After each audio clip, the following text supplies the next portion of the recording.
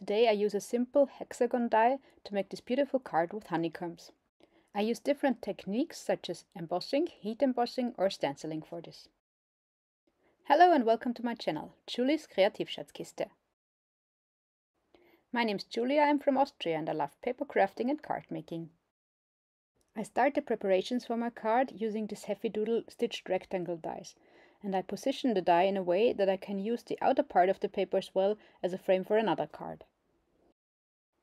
In order to die cut the honeycombs, I use these dies from Crafter's Companion called hexagons.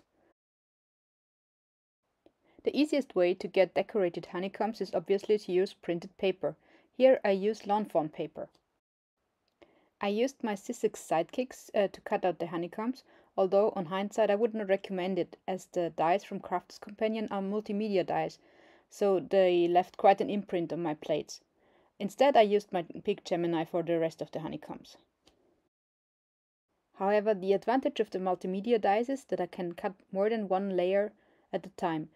So for example, this watercolor I took here, I was able to die cut 3 layers at once. This is actually remarkable as it is quite thick paper. I really like using watercolor paper as it is easy to use, particularly with inks.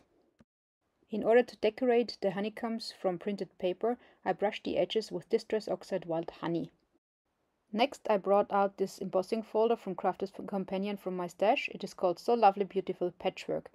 It comes in really handy that there's more than one pattern to choose from for decorating my honeycombs. I do so by coloring the raised areas of the embossing folders, again with Distress Oxide Wild Honey. I choose the patterns I want to use and place the honeycombs very carefully on them. Fortunately, there are a lot of patterns to choose from. When closing my embossing folder and opening it again after I ran it through my die cut machine, I am very careful so that I don't get color on the white areas of my honeycombs. Alright, now we already have decorated 8 honeycombs. For decorating the hexagons, you can actually use any embossing folder. For example, these ones you see here, which were included in the Advent Calendar 2022 of Crafter's Companion. I did not use them today, although I did use the stencil you see also here. I really liked this Advent Calendar last year, but I didn't really use it very much so far, so I wanted to make good in this video. The small flower stamp here was also included in the Advent Calendar and I will use it later. With the stencil I wanted to get a colored accent on my card, so I used Candied Apple Distress Oxide. To get a certain dimensional effect, I also used Distress Oxide Wilted Violet in the center of the flower. Now it's time to get out my embossing tools. I use Antique Linen Distress Embossing Glaze. I use also an anti-static powder in order to make sure that the embossing glaze sticks well to my honeycombs.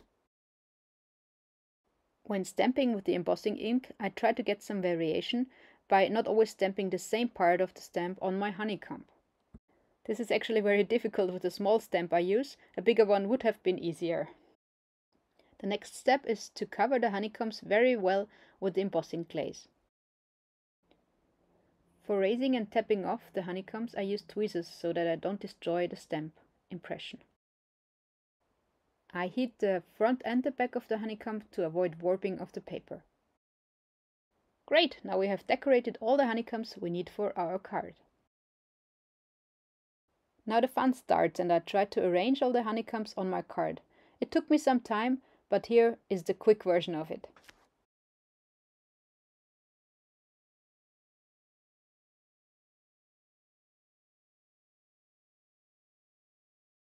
When I'm ready, I carefully put all the honeycombs aside. When watching closely, you will realize that I changed this layout at a later point. When sticking these honeycombs to my card base, I used flat foam tape to get some dimension on my card. In order to avoid measuring or calculating too much, I stick down the honeycombs in the corners first, and then I try to evenly spread the others in between. I show you again in fast forward, this time even with music.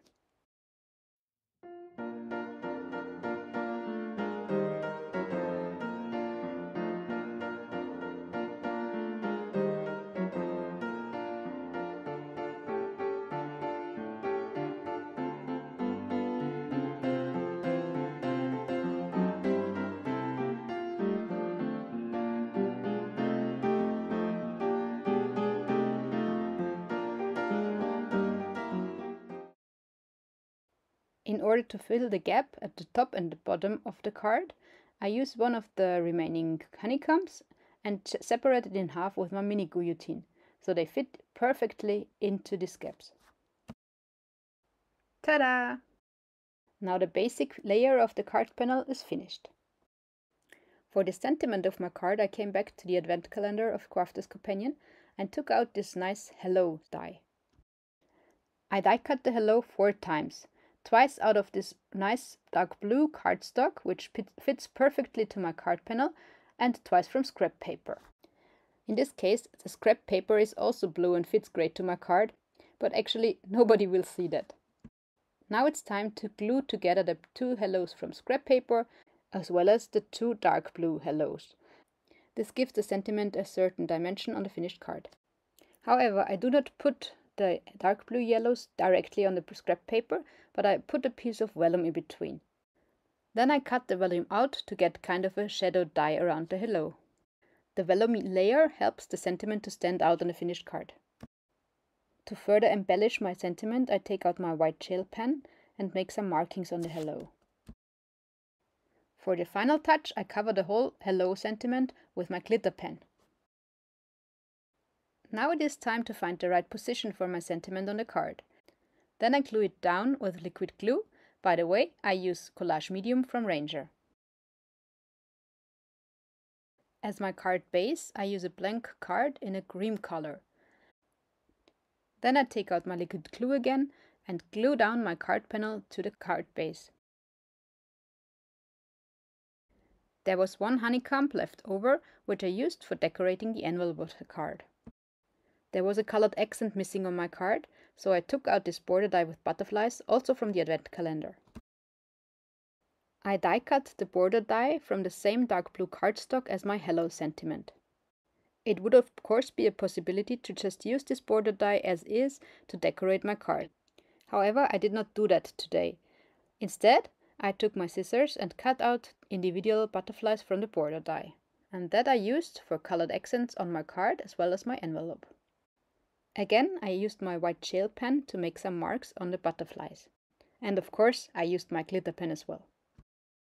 Alright, this is my finished card for today with a beautiful honeycomb pattern. I hope you like it. Thank you for watching, and I would be very glad if you would consider subscribing to my channel. Ciao!